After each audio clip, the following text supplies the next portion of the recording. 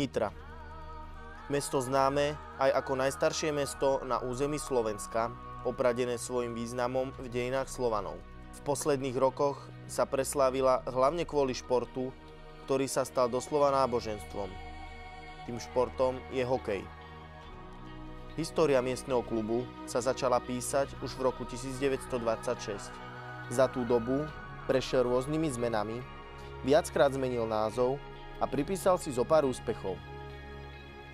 Tým najväčším bolo druhé miesto spred 2 rokov. Veľkou pýchou sa stal miestny fanklub HK Nitra Fans, ktorý každý zápas vytváral tú pravú domácu atmosféru, či už v Nitre, alebo na výjazdoch po celom Slovensku. Ešte donedávna bolo naším motom: nezdobia nás naše tituly, ale naša vášeň. No tento rok sme ho museli pozmeniť.